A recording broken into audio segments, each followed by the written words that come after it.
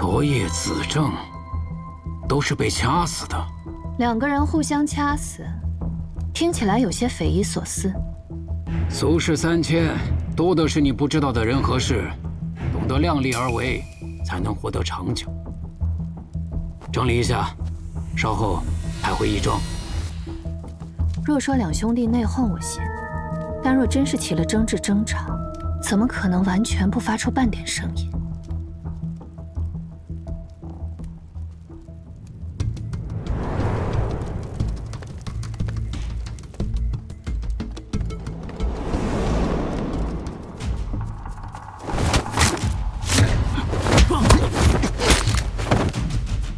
能避开衙役的耳目杀人，定然是个高手。加上文书楼大火，有人不想我们继续再查这个案子。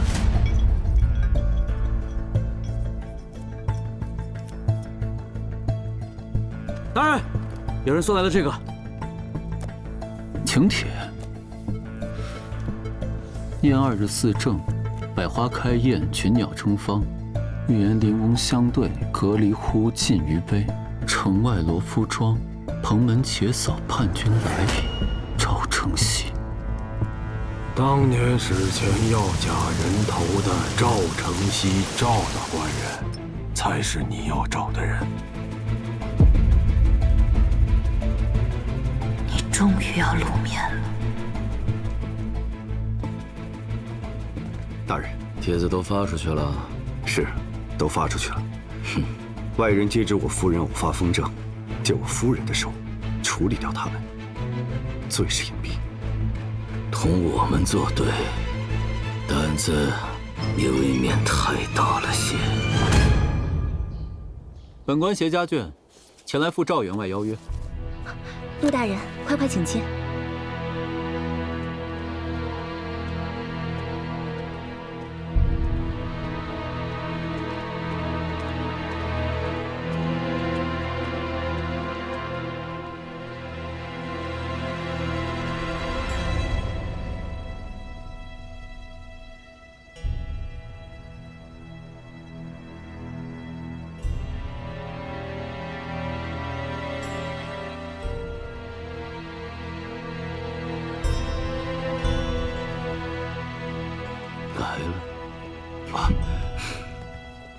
陆大人拨冗前来，蓬荜生辉啊！口唇内侧紫斑，此人好似身中剧毒。赵员外。哦，这位是州府衙门的翟大人。认得的，追思大人，花昌县的前任县令。赵员外面子挺大呀。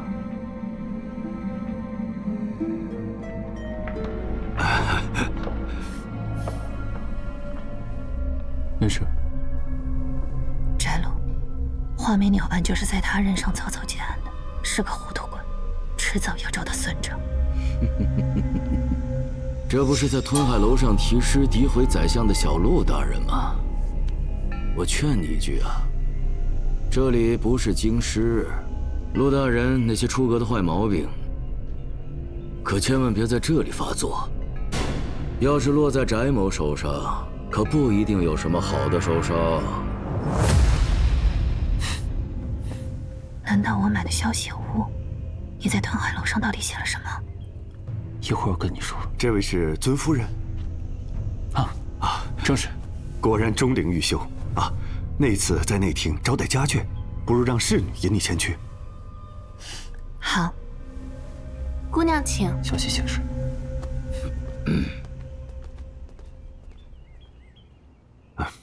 陆大人，请。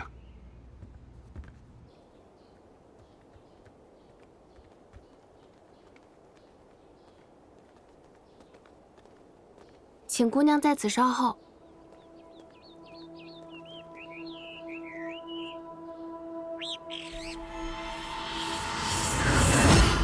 莫非白？若真是当初那只莫非白，如今因已13、14岁，怎么会出现在这里？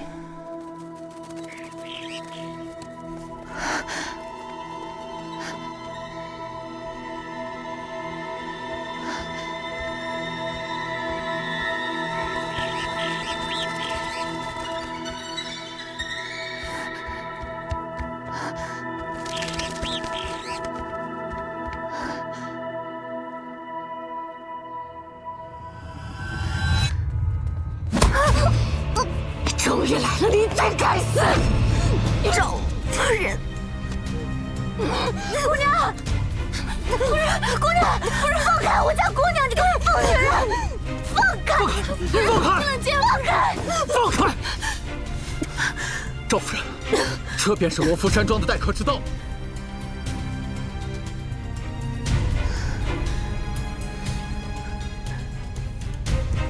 你给我滚！滚！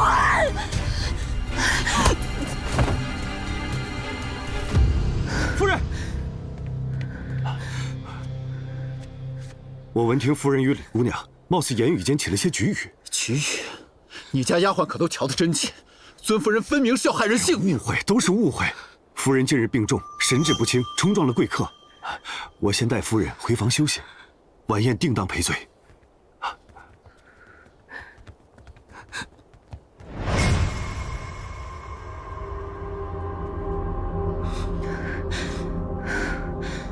怎么样，疼吗？我刚看见莫非白了。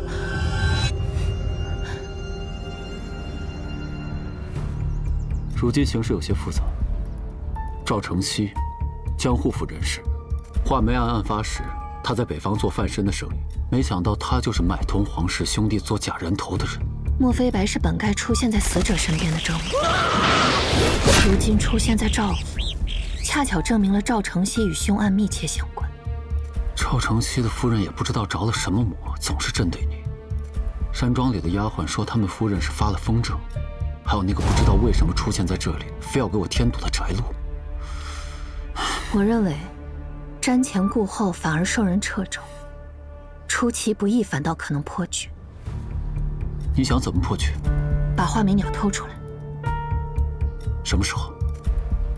天黑之后，开宴之前。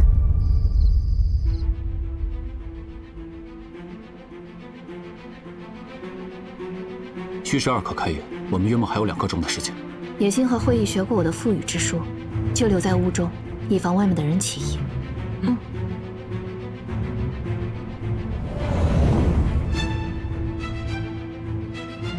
渊源，你还有哪里不舒服吗？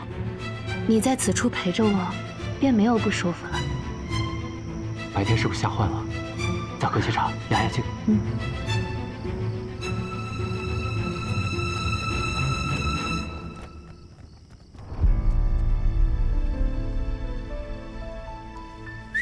那边有动静，我去看看。好。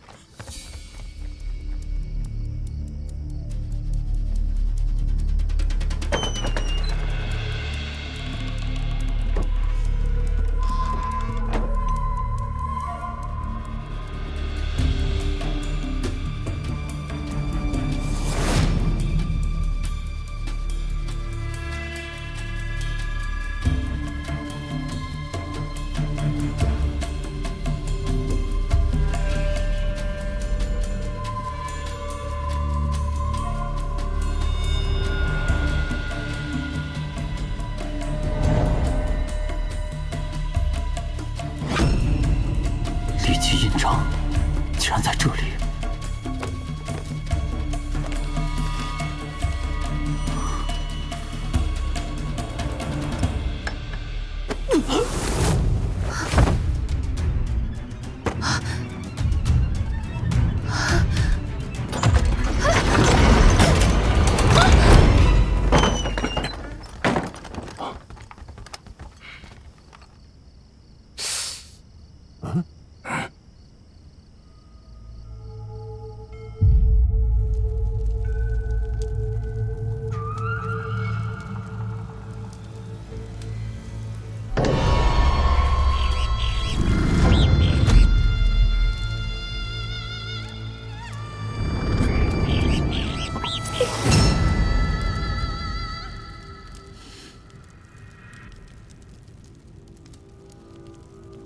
终于醒了！今日我就要杀了你，用你的血来祭奠地下等着索命的冤魂！一人先去黄泉路，伤这人间毒饮杯。你若死了，你那位陆县令该有多心痛？我不是我兄长的影子，也不是陆大人的软肋。我不为谁，我首先为我自己，为我这13年走过的血路，为我这13年受过的苦难。难道你不是吗，沈夫人？我在小楼里翻到过一本《春石记》，角落有一个锦字，像是落款。当年轰动一时的画眉鸟案死者沈秀，其妻姓商，闺名便是一个锦字，好巧，是不是？这真是当初的那只画眉啊，只不过是鸟市上找来的相似的罢了。如今既然有人对这只画眉鸟感兴趣，必然与当年的旧案脱不了关系。你夫人下得去手吗？要是出了差错，你当知道会有什么后果？是。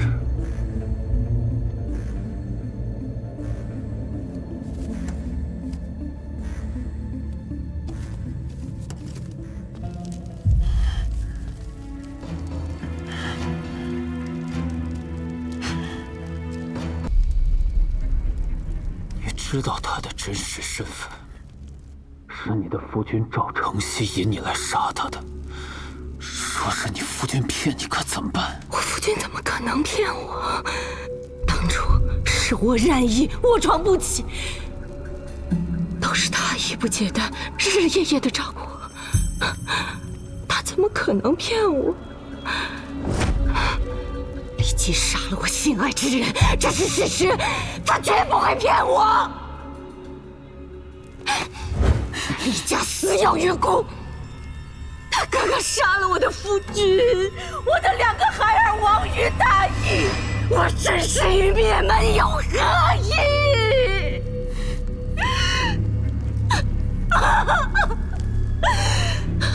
你当着我的面说，你恨他，恨他是个杀人犯的妹妹，你要抛弃他，他会孤独悲惨死去。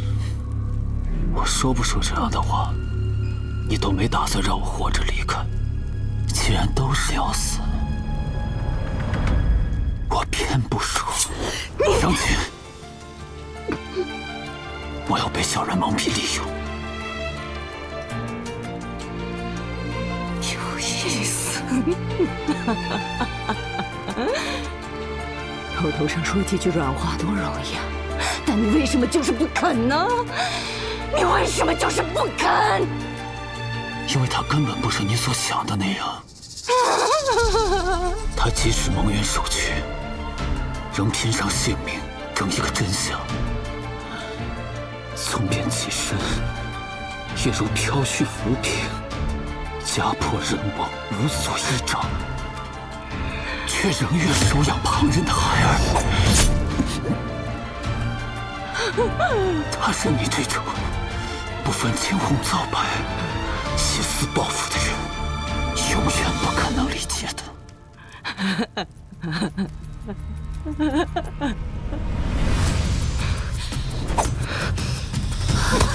他死了，现在轮到你了。谁生谁死，还轮不到你来做决定。就一起死吧！没动静了。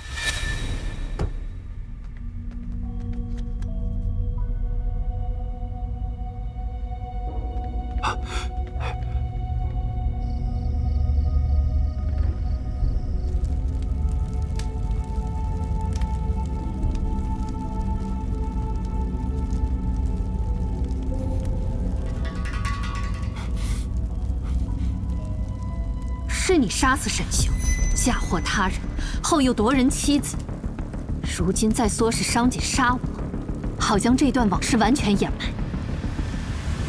你有证据吗？你为了引我们上钩，叫商姐将此物放在墨非白龙的侧旁，再涂上使人麻痹的毒液。当初那人头上作假的印记，便是李杰的印章所致。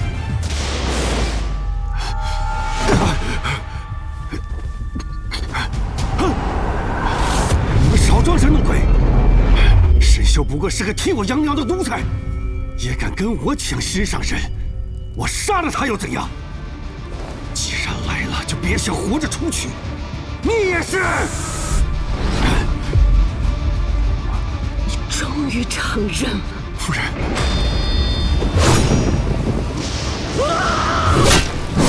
13年前，就是你杀的他。夫人，这么多年来我对你。你亲我爱我，但凡我的要求你无不满足，可只是因为这样你就觉得我一定会信你所说的话，替你去杀人？你不会觉得自己太过于天真了吗？帖子都发出去了，这些年我一直装疯扮傻，就等你何时才会露出马脚？最是隐蔽，配合我演戏。我认为，瞻前顾后反而受人掣肘，出其不意反倒可能破局。你想怎么破局？上去，我要被小人蒙蔽利用。当然，可将有儿配合我。他死了，现在轮到你了。你大约也不知道自己早已被你所爱之人投毒多年。体内毒素累积，命不长久了吧？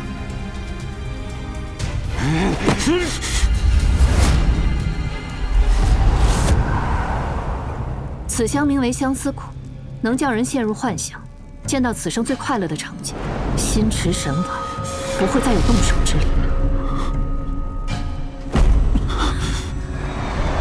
赵承熙，你认罪了，罪了。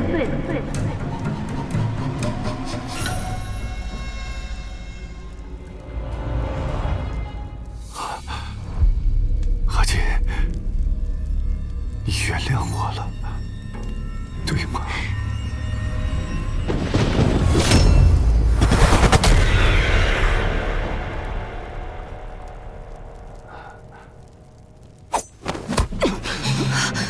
你以为我忘了？我只是在等着你死。政和8年6月初1，晴，有风来，恩仇俱灭。有花摧折。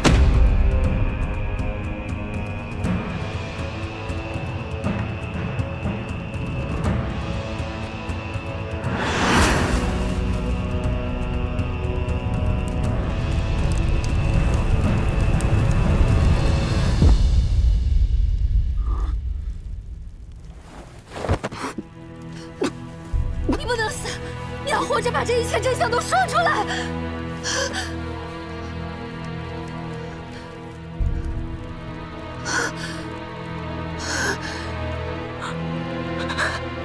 你为什么？为什么？一个杀人凶手当年没有审明，难道觉得10几年后就可以吗？我只信我自己，只有手刃了他，我才可以放心的去死。死了吗？你死了吗？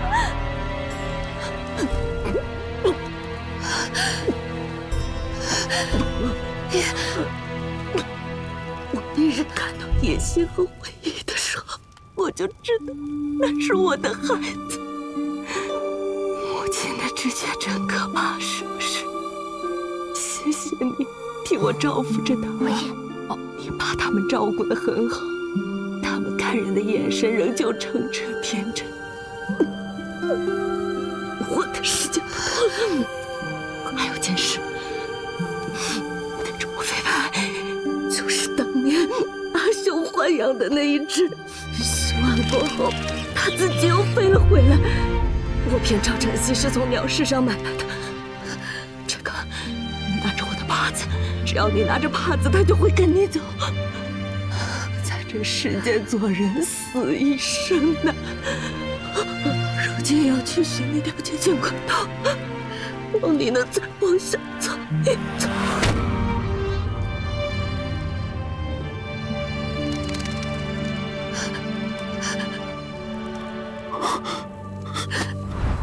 先出去再说，走。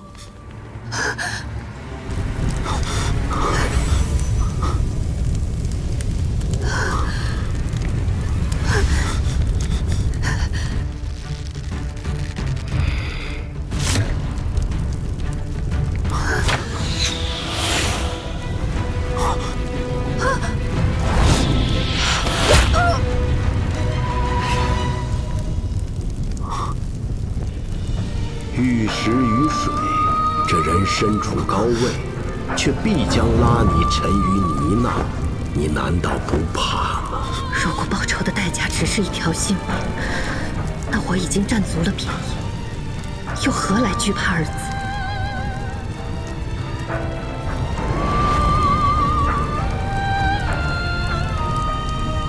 与潘氏而我，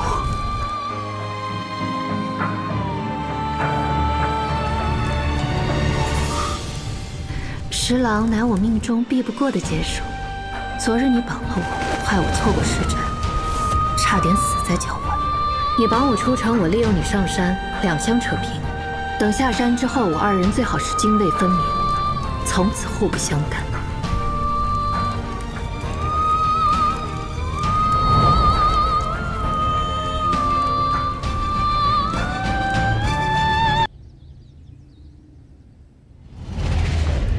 十郎乃我命中避不过的劫数。昨日你绑了我，害我错过时辰，差点死在脚腕。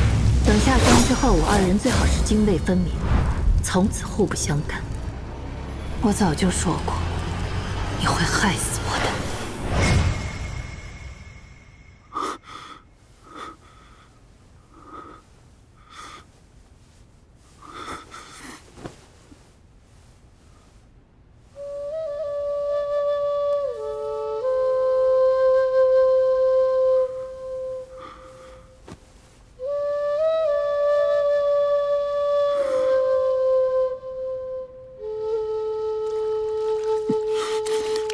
幸好这姑娘机敏，拿手抓剑卸去了大半的力道，死不了的。你猜是谁要杀你？翟路，这赵承熙不是祸首，他背后还有人。这案子只怕比我们想象中更加的复杂。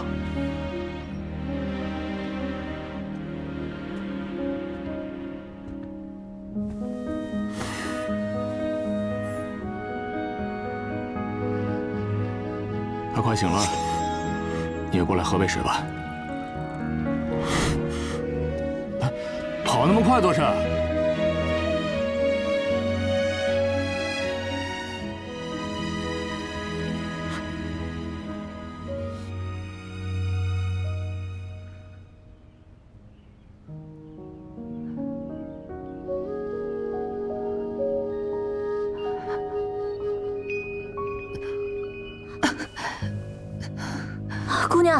姑娘，你可算醒了。罗浮山庄呢？旧的碗都烧完了，人和东西都没有剩下什么。罗延冲呢？他连皮都没破一块，倒是姑娘为了救他而受了伤，他自己反倒溜达出去了，也不受来看一眼，为什么？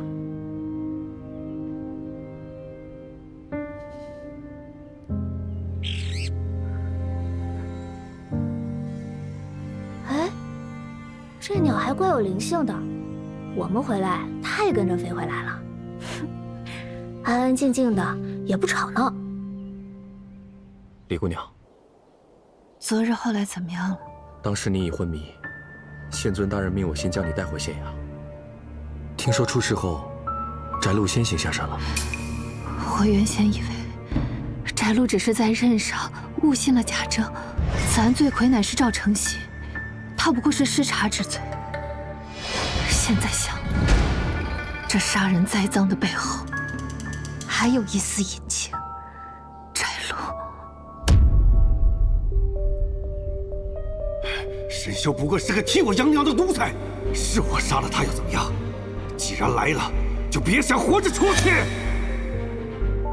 翟路当时就是知情者。我找到了。13年前，翟路正任花昌县县令。起来吧。所有案件细节，他最为清楚不过。他刻意隐瞒包庇，现如今还杀人灭口，他应该就是这一切的幕后推手。我们没有证据。想要知道翟路是不是这一切的始作俑者，很简单。江县尉，你愿意陪我去个地方吗？好。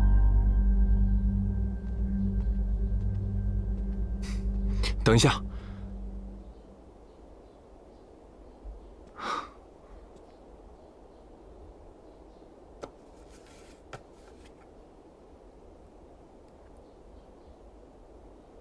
这是什么？路边见到，随便买的。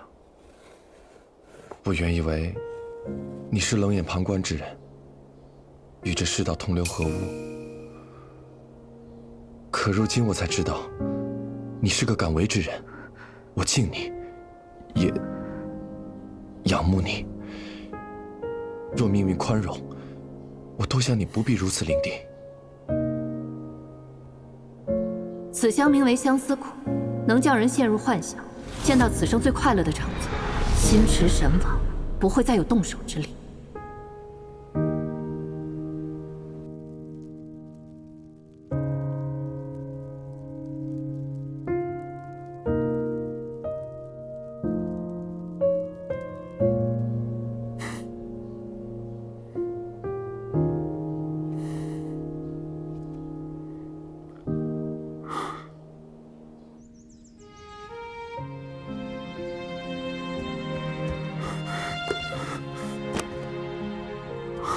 你就这么让人姑娘走了？我瞧这姑娘不错，烈性仗义，找什么呢？书架要翻了。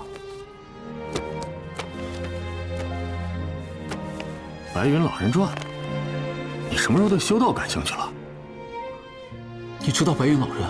白云老人那可是真神仙，你认得他？那若是他金口直断之时，能不能更改啊？真神仙说的话，你说能不能改？我得改个名字，尤其是言辞，不能要。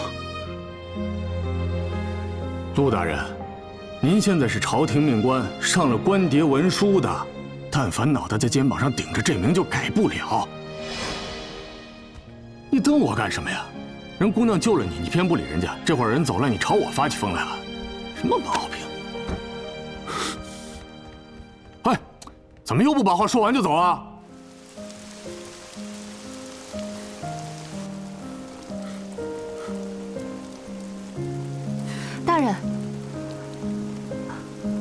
大人怎么忽然对黄白之术感兴趣了？最近倒霉事情太多，去聚会去。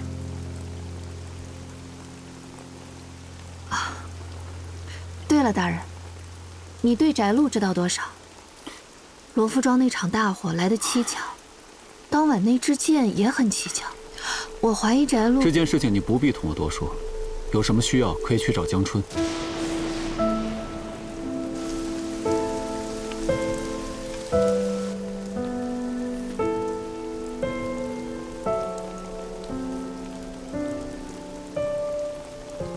李福渊，我知道你身负冤屈，但这世上不只有你一个人有冤屈，你不能要求我专注在你一个人的义气旧案上，你明白我的意思吗？我明白了，抱歉。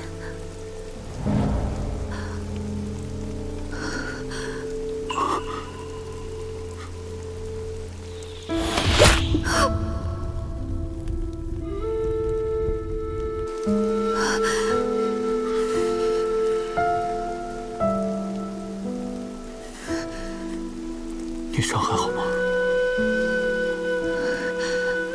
还好，并未伤在要害。多谢舍命相救。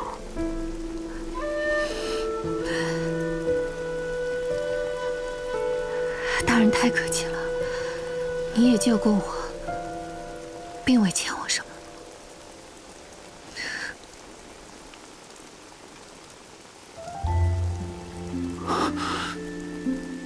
切骨之恨，您大约一生从未体会过，自然也不知我为何拼上性命都要争一个真相。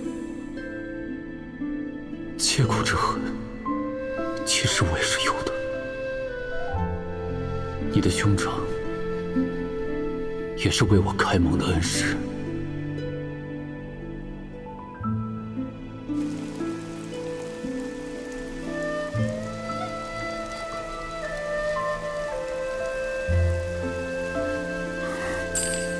看为先。我欠予什么？更未知，指的是什么？是我同他的缘分，还是他的性命？我若继续接近他，敢为谁为家友？想不到，我这辈子也会因鬼神之说而畏手畏脚，裹足不前。李福渊啊，李福渊，你真是我的克星。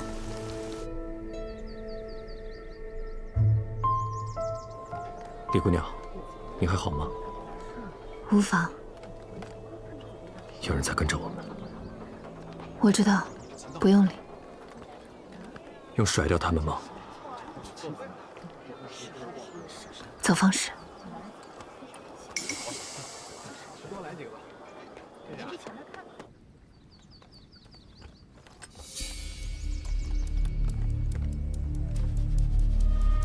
你说的地方，就是血兆居。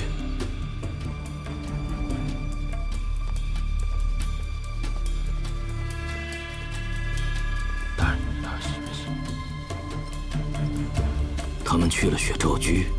对。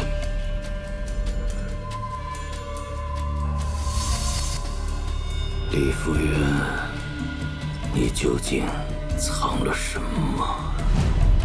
让我瞧瞧，到底是不是你，翟路。翟路这杀人放火的勾当，未免做得太过高调。我们手上还有旧证和人证，他不过一个州府的追思，当真以为能为所欲为了？听闻梁大人要上任御剑司使，近日要回巡海宁，他素有梁青天之称。若有他来主持此案，相信胜算更大。我费了这么些功夫，便是在等他来。如今就看这翟路上不上钩，咬不咬饵了。你就是李福渊？你们是总领衙门的？我们奉命前来捉拿劫持范季礼、杀死赵承熙大官人的人犯。就是他，就是这个妖女。当年翟路在花昌县任县令时，便与范季礼多有往来。你是说？大人，快去救救我家姑娘！那个范季礼不知道怎么跑出来了，还带了总理衙门的人来抓姑娘，如今已经被一起抓回衙门了。干什么去？县尉大人，你是官审，只能将你暂时羁押于此。奉劝你最好不要轻举妄动，免得落下渎职的罪名。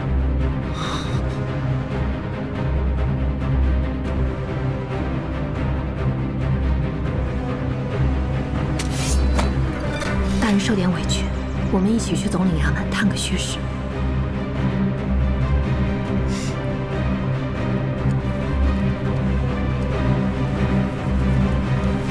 三爷，请三爷出马。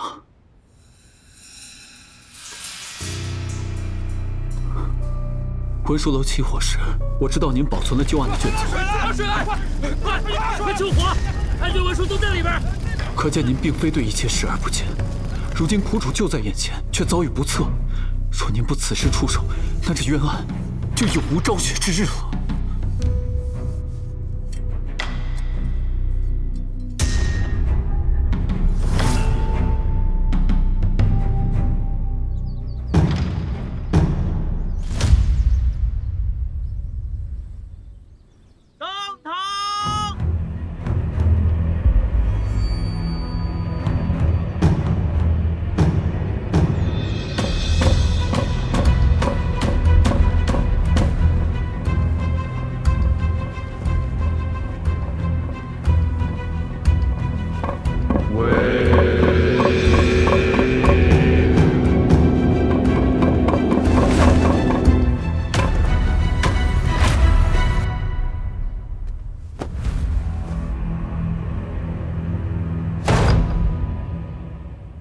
下跪何人？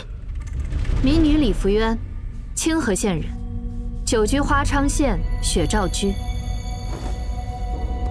你身负3案，强掳范季礼，关押囚禁。由于日前烧杀赵承熙、商瑾夫妇，皆有人证，你抵赖不得。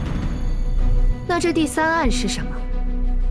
13年前，月华街大火，将5方19街尽数烧毁，而那火并不是平白无故升起来的，纵火的人就是你。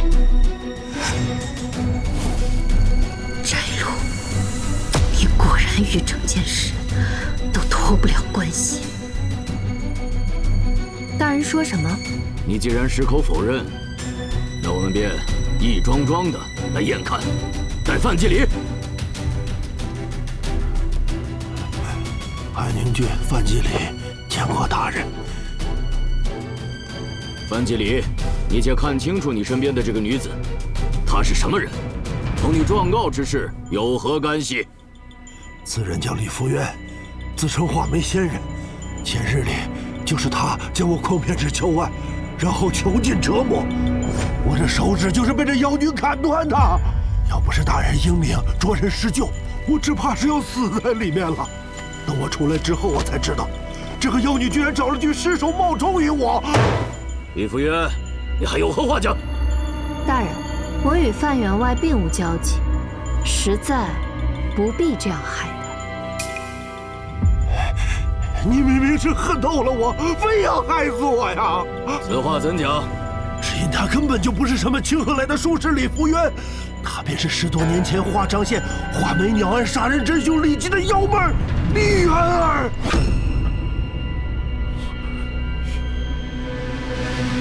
大人，这范员外议政愈发严重了，竟将我无故说成那我并不相识的人。我自有方法。大人，李媛儿身上当有一处标记，不仅能证明她的身份，还能牵扯出多年前的一桩大案。且细细说来。李吉问斩后，我念李家孤苦，便去探望，想帮衬补贴一些，却瞧见李府着了大火，有一个小女孩跌跌撞撞跑了出来，神色惶恐，手臂上还有一大块被我烧伤的红痕。你是说我便是当年那个小女孩？凭其相貌，自然无法认定。但是自从你绑了我，非逼我承认我害了李吉，你说你不是当年的李媛儿，还会是谁？你敢不敢当堂撩开你左边的衣袖，让我们看看你的手臂到底有没有烧伤的痕迹？就算有，也无法证明是当年大火所致。我如上月掌灯时不小心弄伤了手臂，也成了李媛儿了。那这海宁郡内，怕是有上百个李媛儿了。翟大人，师长不可能有如此巧合之事，请让他撩开衣袖，让我们看一看。你不敢，莫非是心虚了吗？来人，是，验。我能证明，他不是李媛儿。崔老，咱老儿陈州崔氏崔三见过翟大人。你说此女并非李媛儿，有何证据啊？当年月华街李家大火，我曾前去敛尸，当时后院便有2具尸首，经辨是李氏、李老夫妻2人，颌下有痕而口鼻无尘，应是起火前便自缢身亡。前面还有1具骸尸，因浓烟导致窒息而亡，和李媛儿年纪相仿。这包裹中便是当年那尸首身上的物事，请大人便看。崔老儿，你怎敢胡言乱语？他明明就是当初的李媛儿。范员外，你这话是何意啊？这可是我10几年前写下的验尸记录，上边还有公谢的印章。莫非我当年便和这妇人一起串通作假不成？够了！多谢这位崔爷替我说了句公道话。范员外，你神志恍惚，大约真将我当成了那个恶人。我并不怪你。你既坚持要看我的手臂，那便看吧。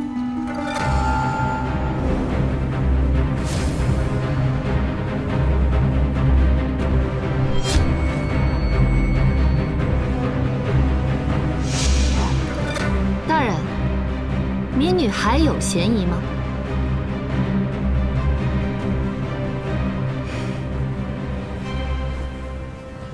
你或许真的不是李媛儿，与画眉旧案也无关。但前日里罗浮山庄赵氏夫妇身亡一事，本官就在现场。你绝技脱不了干系。哦，大人莫不是还有证据？待现场清理完毕，我自会找到证据。来人，将此女押下去，容后再审。押不得。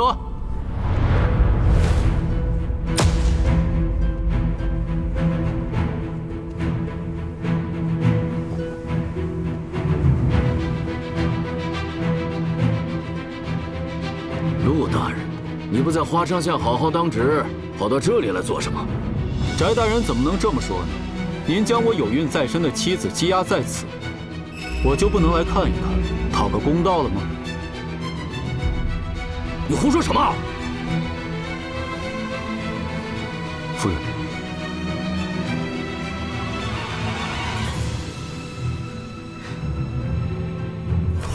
婚书聘书皆在此处，请大人过目。呈上来。我二人3月前已于我夫人的家乡清河县成亲，如今她已有身孕月余，为修身养性，在雪照居休养。既是官眷，便不能押在宫县。况且我娘子有身孕，受不得奔波劳苦。翟大人若是不放心，便在这县衙附近寻一个住处，我与娘子暂歇。先说好，须得临水，得风就好，还得南北通透，最好在僻静些。放肆！不敢。翟大人如果觉得麻烦，也可以让我们先回花昌县去，待到有实证之日，再将我们召回来也不迟。还是说，翟大人您怕我们跑了不成？我谅你们也不敢。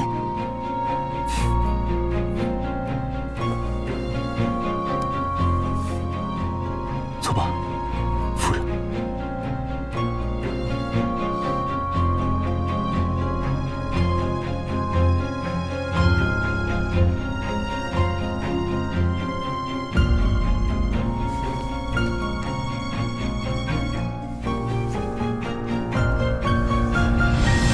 大人，就这么放他们走了？